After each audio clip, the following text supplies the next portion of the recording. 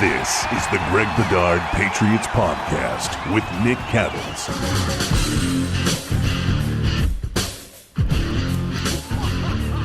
All right, Greg, yes, we are, Tuesday night trying to figure out whether or not there's actually going to be a football game this week. We feel pretty good about it. We feel like there could be, if not most likely be, a football game coming up on Sunday. Now, this game, of course, has been moved since the last time we spoke with you to Sunday, Broncos versus the Patriots, but we're not going to get into that game just yet. We figured we'd focus on something else. And, Greg, it seems like Plus, we've already done the game. That's true. That's true. Maybe we had some different thoughts, maybe some late-breaking things. Everything's running into each other. But we figured as we're approaching the trade deadline, there's going to be no bye week now. We just went through the bye week, so the Patriots don't have that bye week we expected. So we might as well just sit back, kind of kick our feet up, and talk about what this team could be looking for, who's possibly out there, who we like for them to go after. So let's get it started. I mean, you've got your list from BostonSportsJournal.com. The trade deadline, of course, coming up in about 3 weeks. You say the Patriots need to make a deal right now. And let's start with tight end. Of course, Devin Asiasi, I think, has, 1/3 of the snaps that Rob Gronkowski had in his rookie season at this point. Dalton Keene has been MIA. You've got Izzo, who seems like Izzo seems like a pretty good third option, possible second option, depending on how good your first is. So tell me about tight end. Yeah, I mean, Nick, I don't know about you, but to me, tight end is clearly the need that needs to be addressed on this team. I think that, you could make the argument for linebacker, and we'll probably get into that, where my dream scenario is getting Deion Jones from the Falcons and somehow maybe a Thuney trade or something like that. So I wouldn't argue with linebacker. I think they could use another body, somebody athletic, who could be a little bit more disruptive, make a few more plays than Juwan Bentley. Receiver, you could certainly make an argument there. I just worry about sort of the trickle-down effect. I mean, if you bring in somebody, let's say a Golden Tate, or I don't think AJ Green, I don't think the Bengals don't make any moves. Let's say Julio Jones. Say the Falcons start unloading people. Like, what do you do with N'Keal Harry now? Now, does he go to the number 3 or number 4 receiver all of a sudden? Do the Patriots want to do that? I don't know.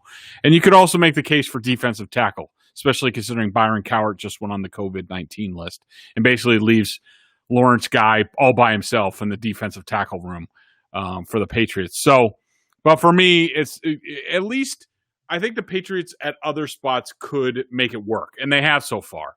As far as playing more safeties at linebacker, receiver, I think there's still room to grow for that group the more they play, especially with Cam Newton coming back. And defensive tackle, they always sign some guy and plug him in, and he does fine. But tight end, they're just getting nothing, Nick. I mean, 7 targets through 4 games is just, it's pathetic. And it's, if you thought last year was bad, in last year, as part of my column on BSJ, I went through basically like the last 10 years at quarterback and how much the tight end position has been a part of the passing offense. Last year dropped to a low of 10%. This year's half that. So last year wasn't good enough. This year certainly isn't good enough. And so I think that they need to do something. And I think, I'm calling the Browns about Njoku, because I think you have the best chance to get a decent price for him because they have a couple of tight end options. I think Ingram for the Giants would be a little bit a higher price because Gettleman's probably not ready to sell the farm. And plus, in the NFC East, who knows what the heck's going to win that division. And they're still in it, even if they're winless. I think Gerald Everett, in terms of, athletic guys, they have Higbee, so maybe they're willing to move on for a guy in the final year of his deal. Zach Ertz in Philly, I've mentioned him in the past. I don't know. The more I read about him writing this story, the more he wants to get paid. That's the whole reason why he's having an argument with the Eagles. Is that he's got a contract thing? Yep. Yeah, he does. He's on the books. I think he has 2 more years left on his deal. He certainly has next year, and he's making 8.5, and he's not happy with that. So he wants a new deal. The Patriots aren't going to give him that kind of money, especially he's 30 now and on the downside of his career. So And I think, a lower priced option to give them another, probably a better receiving threat would be old friend Jacob Hollister from the Seahawks, who last year when he got more time when Will Dissly was hurt, he did a nice job. He had, somewhere in around, 45 catches last year. But now that they went out and got, who's the guy from Carolina? Greg Olsen. They got Greg Olsen to give a little bit more of a, veteran receiving threat, and Dissly's back. Now Hollister suddenly doesn't have a role and he doesn't have anything to do. He would certainly upgrade the Patriots in terms of an athletic guy who can catch the ball right now and knows the offense, and would probably be very cheap for them to get. So, that's sort of where I am on tight end. I don't know how you feel about it. Yeah, I mean, I'm concerned about Njoku because of his health. I'm concerned about a number of guys because of their health as well. So when I look at the list that you put together, the guy that jumps out to me is Gerald Everett. I feel like I know what Hollister is. Again, you've got some health questions. I'm concerned about Zach Ertz's contract situation, and I've watched the Eagles a number of times this year.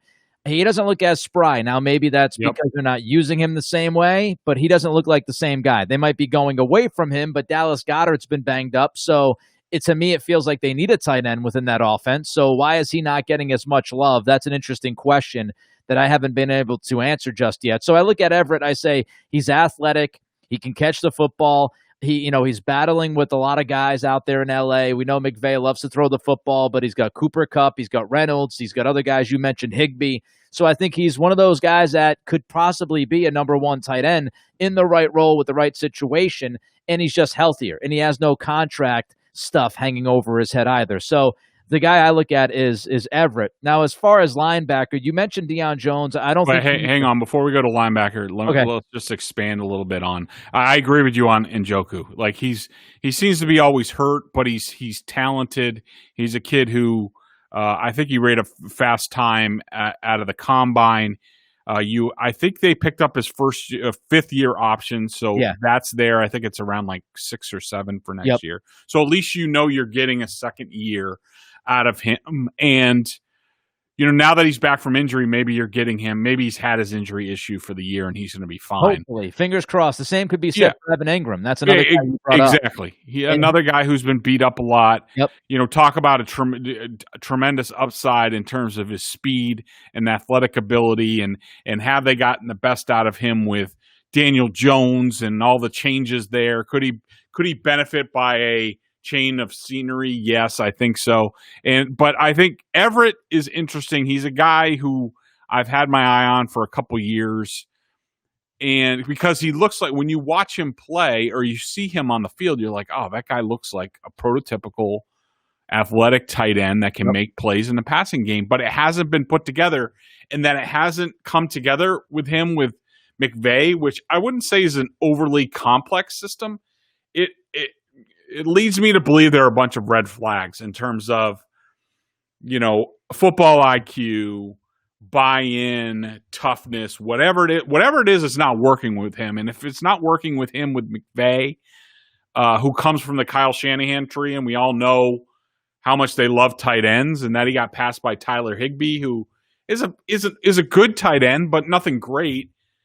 I just have a lot of questions about that. And so, in terms of athletic ability, if you're looking for upside and something that you might not get from Izzo, Asiasi at some point, and Keene, then those are definitely the three guys that if you're the Patriots, you're going to Nick Caserio and the pro personnel department saying, like, all right, what's the deal with these guys?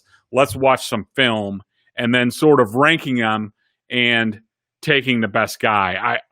I think if it were me, I think in terms of I would ask about Ingram first, but I don't think it's going to be a good answer. Then Njoku, and then Everett, and then we can get into sort of backup options if the price isn't reasonable. Yeah, I just want to make sure that the guy can make the club because he's not in the tub, right? I mean, if you got somebody like Njoku and Ingram who has the long lineage, long history of having injury issues, I don't know if I want to, mess around with that and give up an asset for it. But listen, sometimes you take the swing, and depending on how much you're asking for, if you're telling me that you can get Njoku for like a 4th round pick or something, then I would take the swing and the risk with the health. As far as linebacker, I don't want to pay too much attention to Deion Jones, the names you brought up, Zach Cunningham. What I did want to mention, when I was reading at Boston Sports Journal, you're right up on what the Patriots need and some of the targets. You mentioned Anfernee Jennings, and what stood out to me was you said, you've seen some things. I'm paraphrasing, but you've seen some things that make you feel pretty good about Jennings. What have you seen, and when did you start to really see it? Well, he did start to come on in training camp, but and I think he got in there. Was it week 1 or week 2? He played a little bit, and I saw some things there. There was, quite honestly, there was one play in this last game against the Raiders where he avoided a cut. Or sorry, the Chiefs game. He avoided a cut by a running back, and he reminded me a lot of Hightower in terms of, like sort of when Hightower's been skinny, athletic Hightower. Yeah. He evaded the cut and then got after the quarterback and made a nice pressure.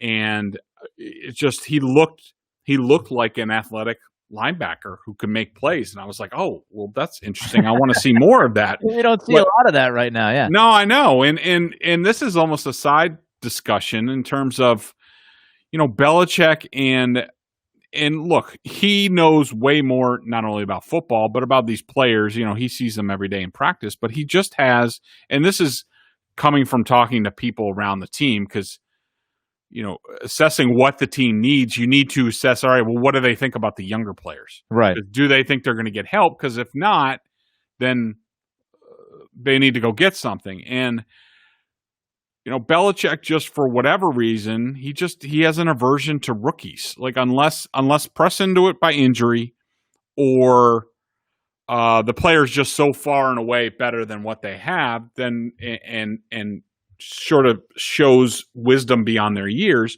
Belichick has a tough time trusting them. I mean, it's like, that's why Juwan Williams never got on the field last year.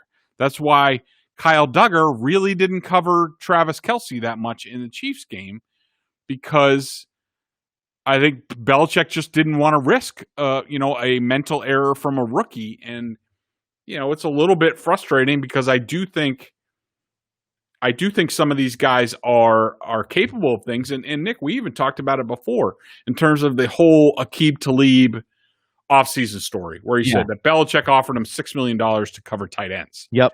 And now in hindsight, I'm like, well, thank goodness he turned that down, because he basically forced Belichick to play Juwan Williams, who makes $500,000, and he's doing a good job. Yeah. Like, he's done a nice job. So that's, not only is that fiscally responsible, but that's also, it's good for the team that you're playing younger guys and you see what they're capable of. So, I mean, I want to see Jennings on the field more. I want to see Uche on the field more, which hopefully will happen when he comes back from injury. But he was get healthy. Yeah, he's got to get healthy. I was excited to see him play. But even before that, Nick, we talked about, I'm telling you, from day one of training camp, he was a starter, which you see that and you're like, all right, well, holy cow. Then all of a sudden we get out there week 1, and who's out there? Brandon Copeland.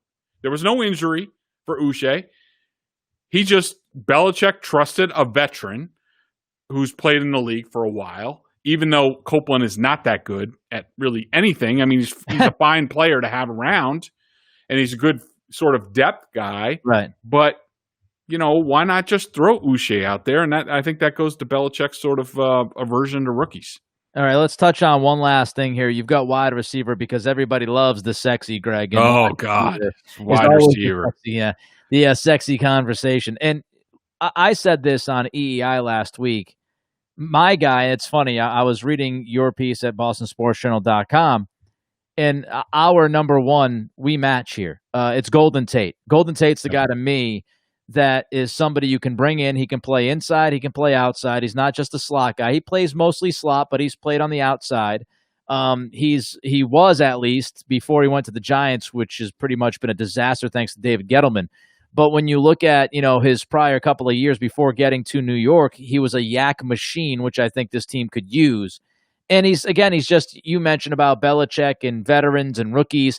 He should be a dependable veteran.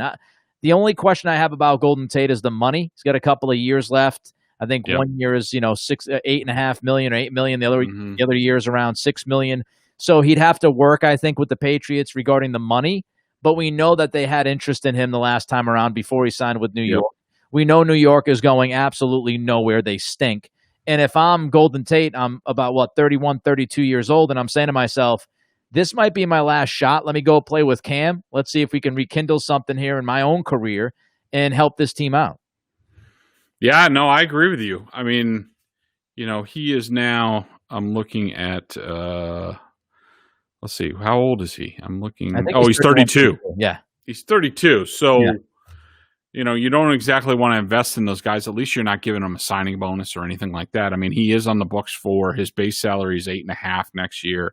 It's $6 million in 2022. Yeah. You're getting another couple years out of him, but he is, he's just a gamer. I mean, he is a prototypical sort of Patriots receiver in that he knows how to get open. He's tough as hell. He knows how to win. Like, I think you look at this receiving group in general for the Patriots. I mean, okay, so you have N'Keal Harry, you have Edelman, the state of Edelman right now, I don't think is good. I think it's telling that you led off with Harry and had Edelman second. I think that says a lot. Yeah, I think it does. Now that you mention it, Damiere Byrd, maybe Gunnar Olszewski, and like Ryan Izzo, and maybe Jacoby Myers gets out there or whatever. But outside of Edelman, none of those guys know how to win. None of those guys have been in big games. In these games, we know that these games are going to get bigger and bigger and bigger for this team from here on out. And who knows? Some of these guys might surprise us and become, especially a guy like Gunnar Olszewski, I think has a lot of upside. And I think he is tough and has sort of that, dirt dog mentality. But the Patriots don't have a lot of those right now. And I think just in terms of attitude and experience, I think a guy like he's the first guy I'm calling about for sure. Golden Tate. And then we'll see what happens. Like, I don't want the flashy guy. I'm not interested in fantasy. AJ Green, who I think is a bum at this point and gets hurt all the time. Yeah, I think he's toast. Julio Jones, certainly in his prime, was tremendous, and the Patriots saw that up close in that Super Bowl. Some of the catches, Belichick even talked about it, I think, recently about, just that Julio Jones catch. That's an example of, you can't cover it any better. They just made a play. Yeah. And so he gives you that type of play that you won't get from anybody else. But I'm adverse to those guys. I want gamers. I want tough guys. I want guys who know how to play in weather, who are tough, not guys who come from domes and things like that. So yeah, I'm on Team Golden Tate too. Yeah, good. I'm glad you're on the same team. As far as guys, of course, this goes the other way too, right? I mean, we talk about who the Patriots can bring in, but a guy that a lot of people have brought up about possibly shipping out is Joe Thuney. And Greg, before this season kicked off, you might look at this roster and say, I don't know. I don't know if you want to deal Thuney. I don't know if that's a good idea because it's a young offensive line, yada, yada. Well, now we look at it. We see what happened. The last time we see that team out there, Monday Night Football against Kansas City last week, and you've got 3 of your starting linemen out, and it really didn't hurt them. So I think looking at this, if David Andrews can come back and be relatively healthy, I don't think it's crazy to think that Thuney could be gone when you look at Anfernee and Mason being able to hold down the guard positions. Yep. I think it makes it more likely. I don't know if he's going to be gone, but I do think when you look at where this line is now compared to where it was, or at least we thought it was 5-6 weeks ago, you feel much better about the idea of dealing Thuney. Yeah, I think so. I mean, but look, Thuney's you're gonna have to get something of substance for Thuney. Right. Like I'm not letting him go for some fly by night guy. But look, you also have to factor in the Thuney contract situation into all this. I mean, because he's on the books for $14.5 million, so the trading team will get every week will be less. But then basically you're lopping off half of that you don't have to worry about. So about $7 million, $7.5 million that the Patriots can apply to next year. When I think cap money. Every single dollar is going to be worth like about 3 times what it is in a normal year because of the restrictions that we're going to have. Right. And also you have to realize, all right, well, I'm not going to tag Thuney, so he's likely going to walk. And so that means that you're going to get a 3rd round comp pick for him. Like, you should be able to do better than that right now. Yeah. Because you're going to need to keep the franchise tag open for Cam. Yep. In all likelihood. And so, all right, so would you rather have look, I'm calling the Falcons about Deion Jones, like a Jones for Thuney swap, because I do think I think part of their biggest problems, the Falcons, is they're shaky on the offensive line, and they've gotten old, and I don't think they're that good, and they can't protect Matt Ryan, who needs more and more protection every year. And, so I'm looking at that sort of deal because I want something of substance for Thuney. Other than that, I might even think about a pick too. I might think about a 1st round pick. I think that's a bit of a reach because the team knows that they're going to have to pay him a contract, so that always lessens the compensation. But right. You get a 2 for him now, and then maybe apply that in another deal. I would be willing to entertain it because, like you said, I think Owenu is a guy who he's proven that to this point, 4 games into his career, that he is a starting caliber player, and hats off to the personnel department for identifying him. Yeah, they nailed that one. I mean, people, they pick apart Belichick's drafts, and some of it I think is, worthwhile to talk about. I think some of the other stuff that people bring up is a little weak, but when you look at nailing a guy like Onwenu, if he can give you what he's been giving you, that opens up the idea. I mean, not only does Onwenu start for this team, and not only does he start and play well for this team, but if that all goes according to the plan, now that opens up the possibility that we're talking about now. You got another option to trade Thuney and bring back an asset or somebody that can actually help you this season. You do have a couple of long shots on your piece at BSJ. You bring up Stephon Gilmore. You do say that's very doubtful because he has a dead cap number of about $9 million. So you think that's unlikely. You bring up Julian Edelman. I would think that's unlikely because of his age, and other teams have to be seeing what's going on. And I would much rather add to wide receiver than subtract. My interest is at running back because as part of your long shots, you have Sony Michel or Damian Harris. What's that all about? Yeah, I mean, I'm just looking at the numbers. I mean, once Sony Michel comes back, they're not going to keep 5 running backs. I mean, so you have Michel, you have Harris as the 2 down backs. You have Rex Burkhead as sort of like the go-between, the flex guy. The Swiss Army knife. Yeah, he can do either job. Then you have James White as the pass back. Then you have J.J. Taylor. And so when Michel comes back, you can't keep 5 running backs on the roster. You just can't with the that they need tight ends, that they need a fullback. Like, it's just not going to work. So are you going to expose J.J. Taylor to the waiver wire? Or are you going to look to maybe either get something for him or, I have a hard time because running back's a collision position, much like, linebacker and safety, where, you're getting blasted every game. And I just think, the injury history for both of those guys is not good. Yeah. And the chances are one of them is going to get dinged up before the end of the year. And what are you going to do? Now you're going to go to Burkhead, a guy who is way over his workload. I think he's on pace for like 160 touches, and he's never made it through a season healthy with more than 91 touches in a season. Wow. And so you're asking a lot there. That's an unbelievably low number. I know. It reminds me of Edelman his first couple years in the league, where it was like, remember when he kept getting hurt every year? Yeah. And it was like, I remember doing the calculations. I'm like, every 45 touches he gets hurt. And then he finally got beyond that. Players do that. You see that a lot. They go through these injury issues very early in their career, and then all of a sudden, for some reason, they push through it, and it doesn't come into play anymore. And who knows? Maybe that's the case with Burkhead now. But I have a tough time. So I'm probably keeping Michel and Harris. James White is in a contract year, so maybe you talk to teams about maybe trading him if you like J.J. Taylor. I don't want to see that. Yeah, but with what he's gone through personally, I really don't think you can consider that at this point. Yeah, not only that, though, he's just so dependable on the field. Yeah. He's just made so many plays for this team.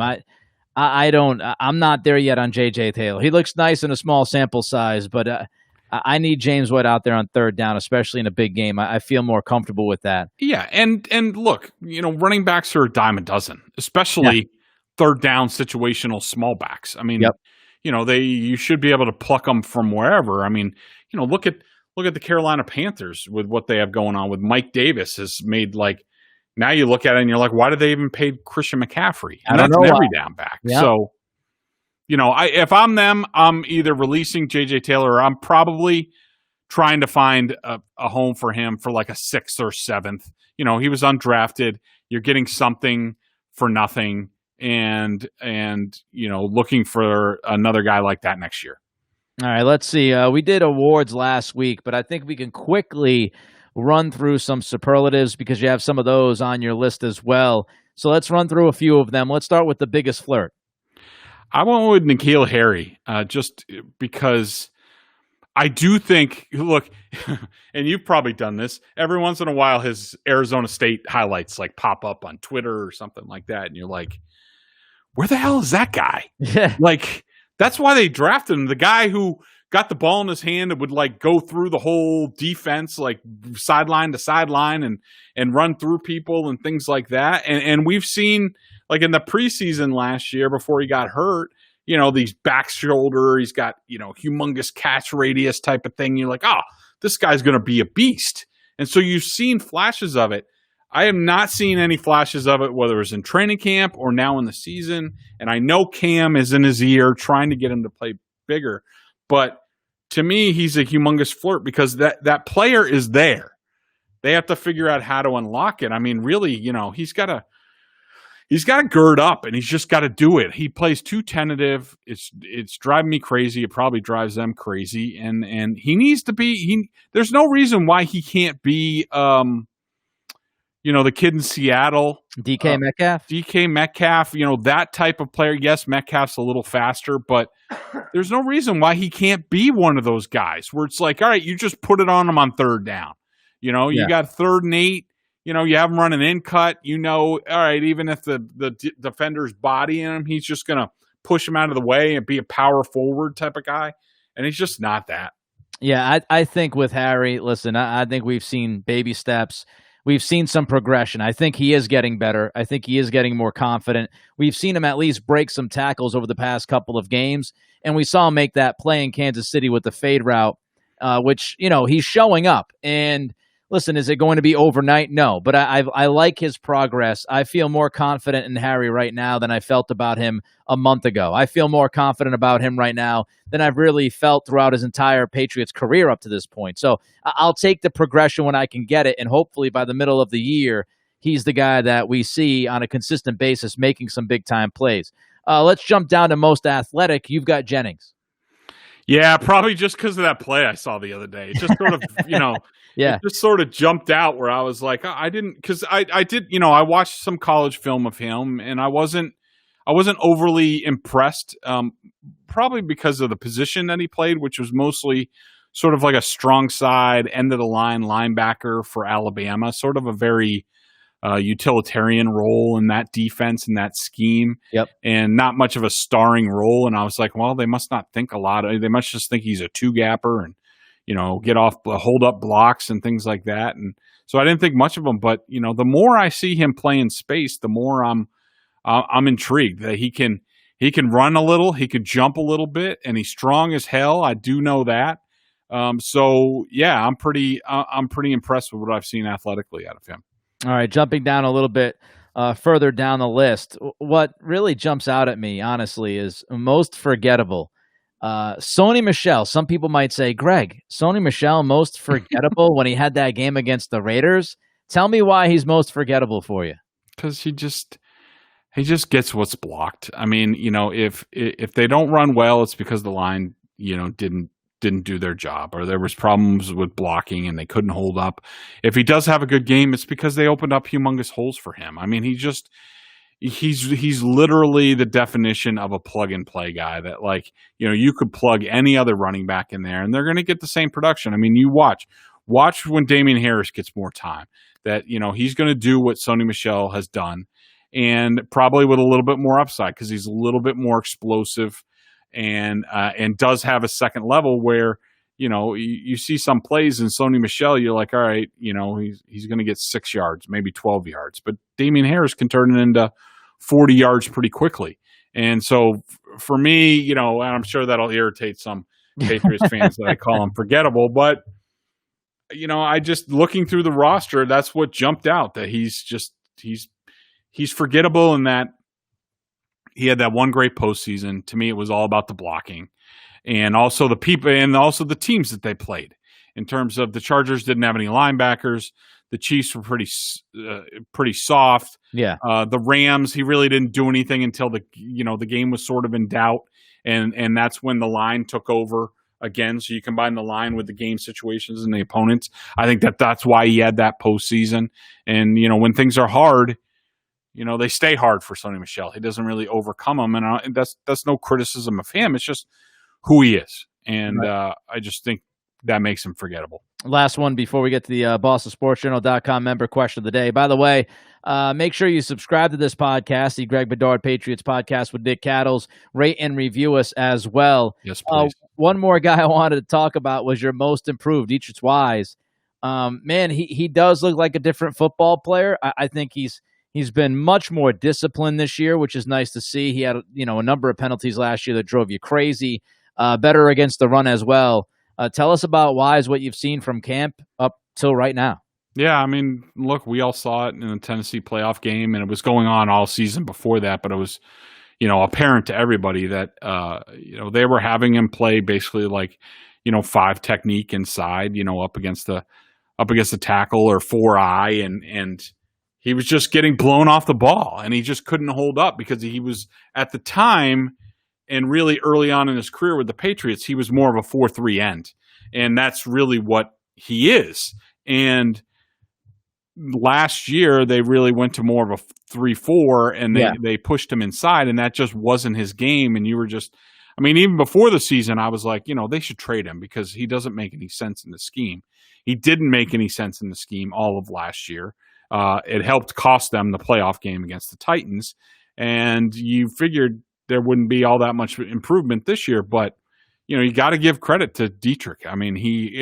No one will ever accuse him of not being a hard worker. He's one of the hardest workers that I have ever seen in my career covering the NFL. He's always the last one off the field, to the point where it's annoying because when you're trying to do a feature story on him and you need to talk to him and you're waiting like an hour after practice, by yourself, but do your work, buddy. What a journalist complaint that was. Exactly. Everybody feel bad for the journalists. Yeah, he works too hard. He lets me sit there for too long. Damn it.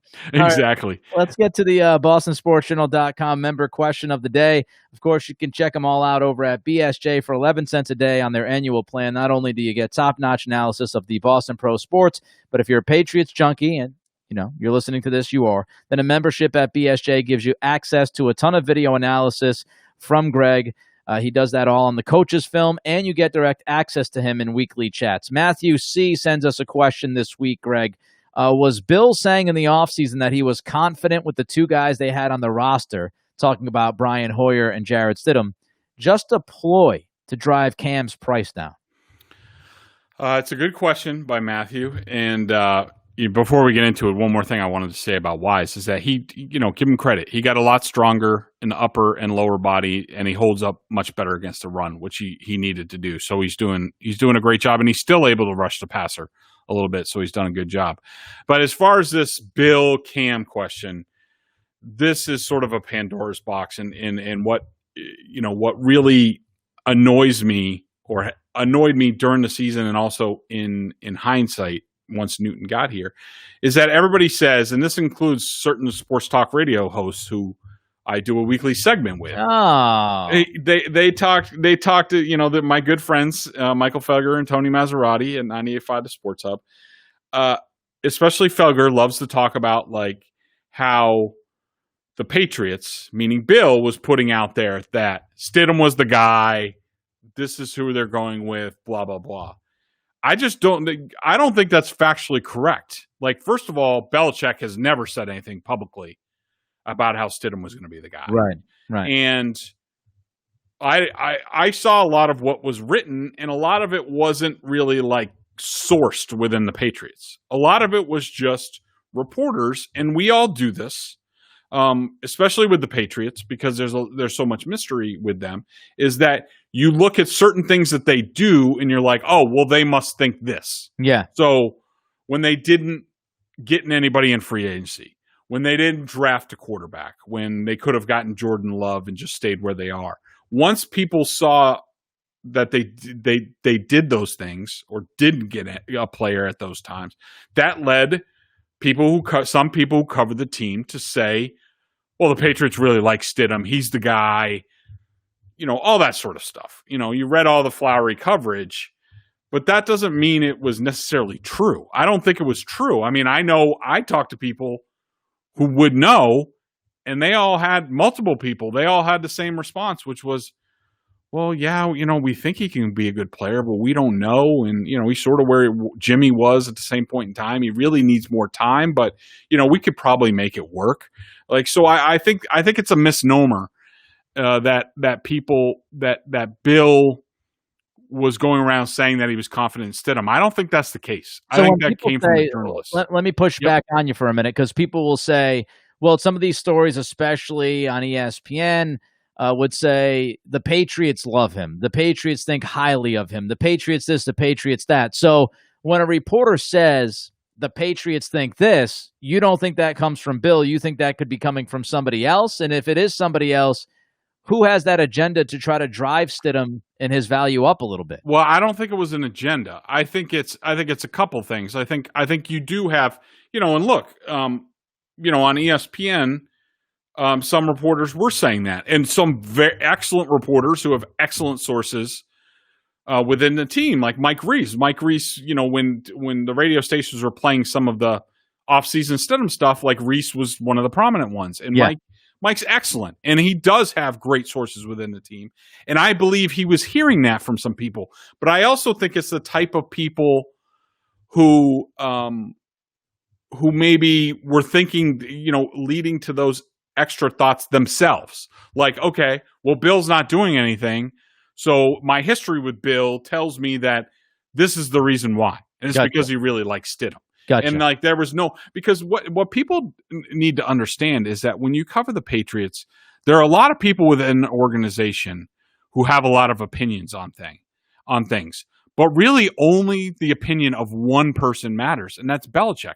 And this goes with the draft, with free agency, with who they're going to play at certain positions. Like, coaches within the staff can have their opinions, and the personnel department certainly has had different rankings on different positions going into drafts. And then Belichick all of a sudden drafts somebody else. And it's because it's his decision, and that's what he wants to do. So I